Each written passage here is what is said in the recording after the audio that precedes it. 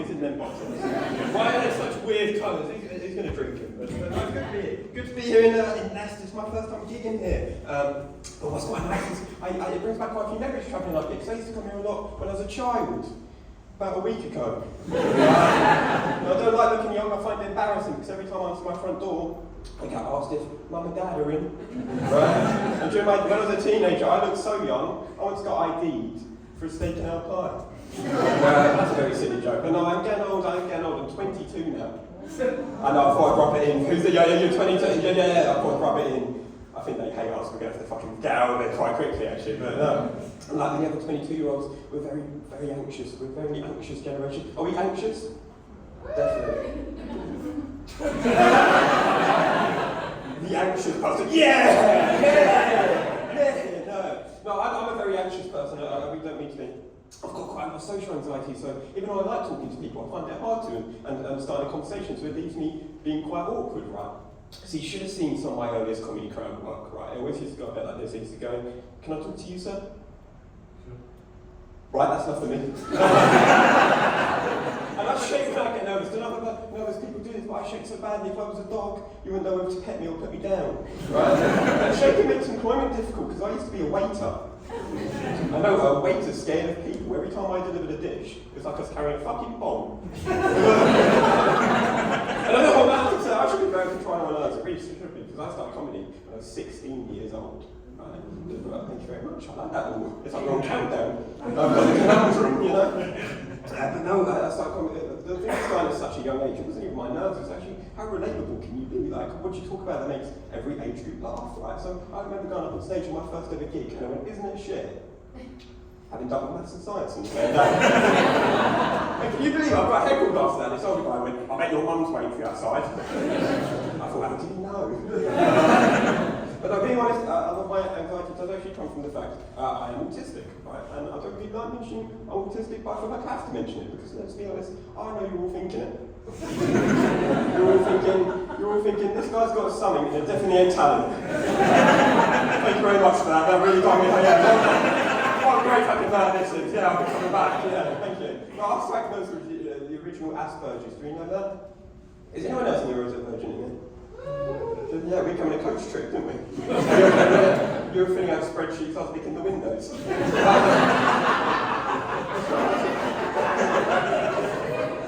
You're laughing because it's true. You look at me, yeah, I can see that actually. No, I was diagnosed with original Asperger's, right? I was diagnosed at age 5.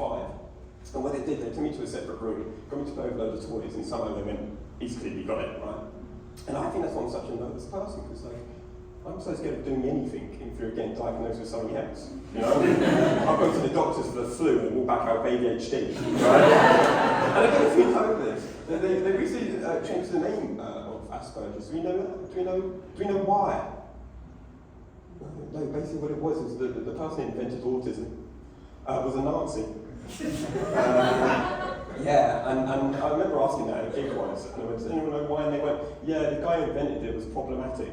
That's the first time any Nazi's been described as problematic, you know? But yeah, that's changed the name of Asperger's to just autism, right? And I always thought this was a really, really bad idea, because why would you do that to a group of people that hate change? Oh, so great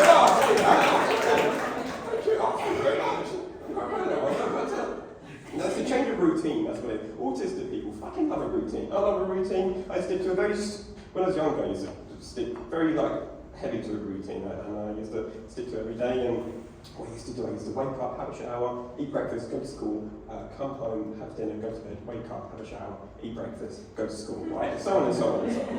And I wouldn't deviate from this routine at all, and I hated changing it or whatever. And this is a routine I've followed into my adult life, right? But the problem is, growing up, is I should have left school 5 years ago.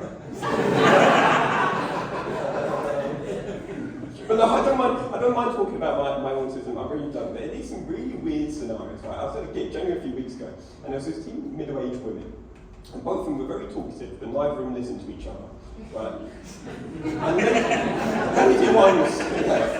And lady one starts, she goes, oh, I think my son has autism. Because he's lazy and unemployed.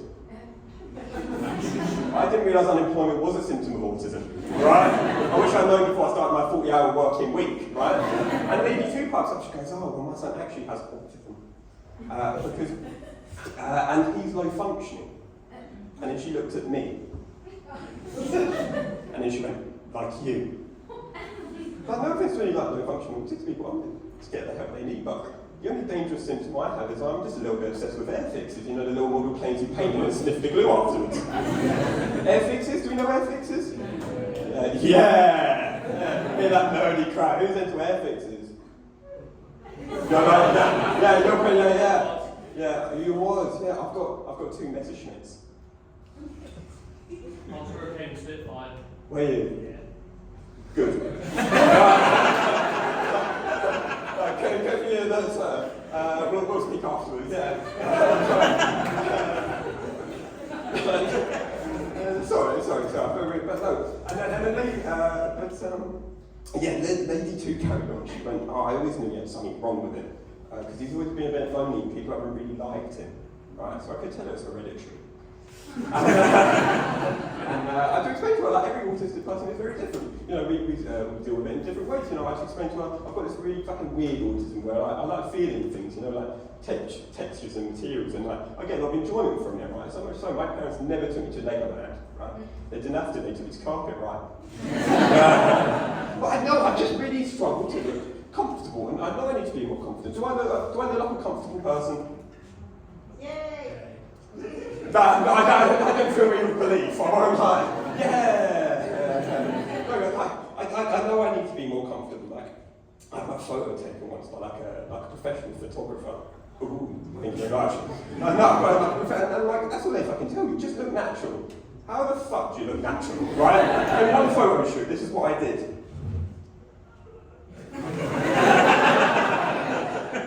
And he went, oh, go on, let's try a smile.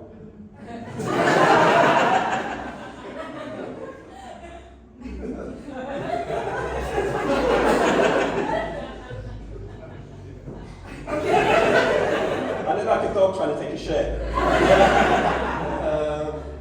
But no, I feel like, what it is, I think I've worked it out. I think I look like I'm permanently up to something dodgy, right? And I think other people think it, because when I was a waiter, right, that genuinely happened. I was a waiter, and I was walking past this table, and there was a mum and a daughter, and the daughter was about 4 years old, and she was absolutely refusing to eat her peas, right?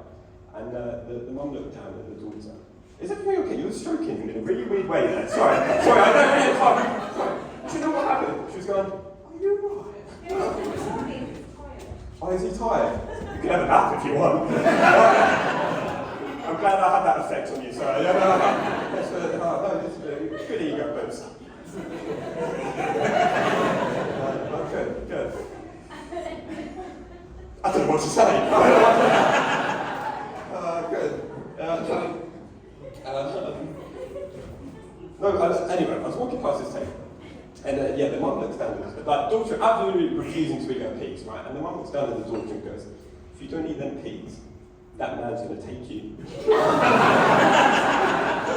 Is that the vibe I give off, right? It wasn't even I might tell you what, it's simple kidnapping, right?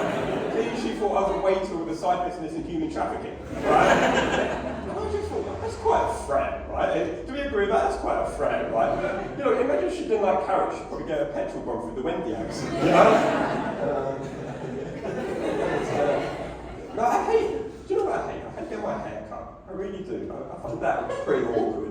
I find it pretty uncomfortable. Like, I had to move away to uni, and I had to change. I finished uni.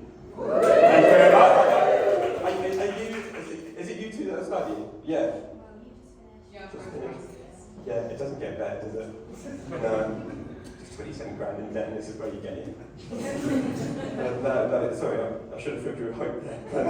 Sorry. I studied drama. Yeah, that's the response I should have got. Yeah, unemployment for life, you know. No, I hate getting my hair cut, right? And so I had to move away to uni a few years ago. And so I had to find a new barber, right? And for some reason, they just couldn't cut my hair properly. I found it like really uncomfortable. And you do not understand the amount of bad haircuts I went through to find a good barber, right? Before you say anything, I had to find one, right? Like there was one guy, like they just couldn't cut my hair at all. Like they really struggled. I started wondering if it was me, right? And even like this one guy, really nice guy, good Google reviews and stuff like that. We got on very well. Until he was about 10 minutes into my haircut, when he stops, walks outside the shop, and starts vaping. That's when I realised my haircut is clearly so stressful you need nicotine to get through it, right? You won't find out with any other job. Imagine waking up from open heart surgery smelling pineapple ice, right? And that was another bad haircut. And I knew it was a bad haircut because I learned the difference between these two phrases. That's a nice haircut, and you've had a haircut, right? That's a nice haircut. We like your haircut. We're going to compliment it. We might even go, oh, well, wait to compliment it, right? But you've had a haircut, it's literally equivalent to being shat on, right? No one's taking this straight in any say because they can't think of one single compliment before it's in your head, right? And I think it's a really rude saying because you wouldn't meet your girlfriend's parents for the first time. And when your girlfriend goes, what do you think of my parents? You wouldn't say, you've got a mum.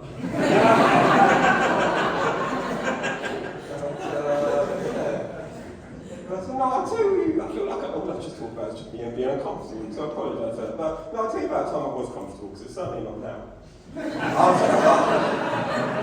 I took my driving test, and it sounds weird, because people get very nervous on their driving test, but weirdly I didn't.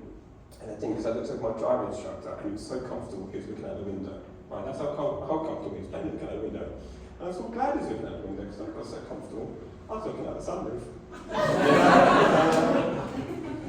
But it's good. I do mind my driving test, but I hate my driving lessons, right? And I'll tell you what, my driving instructor used to take her shoes off and get her feet out. I know, isn't that fucking weird, you know? I remember the first time I noticed, I braked the car so hard she started complimenting my emergency start, you know? And but the first time I noticed, I looked down and I sort of knew she was destined to be a driving instructor because her foot sort of looked like a Nissan Juke. And I think it was a good like way to make me a safe driver because I looked nowhere but the road, right? I didn't dare look, even the left mirror was a bit of a chance, right? And it came to a bit of a head one day because she told me to pull away from the curb and I accidentally put her toe into first gear. Sorry, that was that too far, sorry, that is a bit grim, but no, I can never get to one way here, and we're just following this ambulance, right? And there's a small little sticker in the back of this ambulance, and it just said, we are working on becoming dementia friendly. And I thought to myself, what the fuck would I like beforehand? Right? What do they do to warrant that sticker? Do you think they went into an old lady's house, slapped her and went,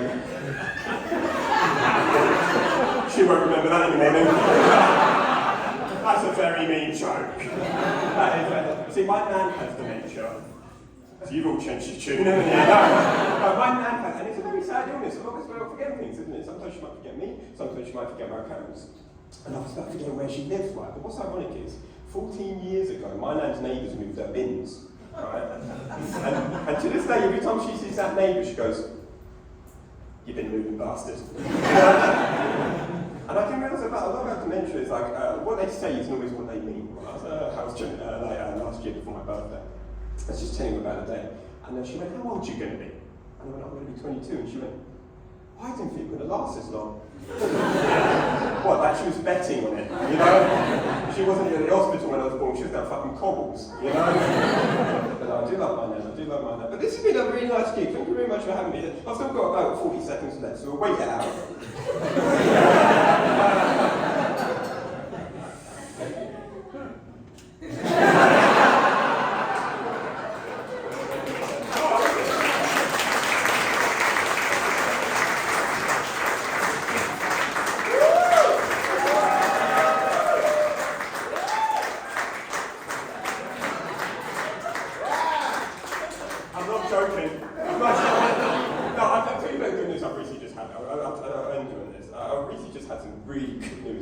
I've recently just joined the Army Reserves. I know, it's a shock to me as well, right? The thing was, I thought I was joining the Reserved Army, you know, for soldiers a little bit shy and introverted. You know? I didn't feel good at the small courses, so I thought we'd just kind of look each other in the eye, right?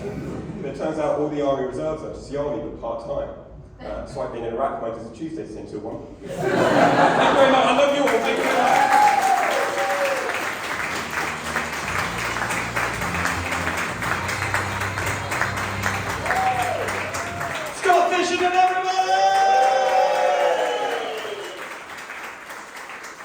Right, we're going to go for our second break. And if you wouldn't mind, any glasses you've got, if you wouldn't mind popping them into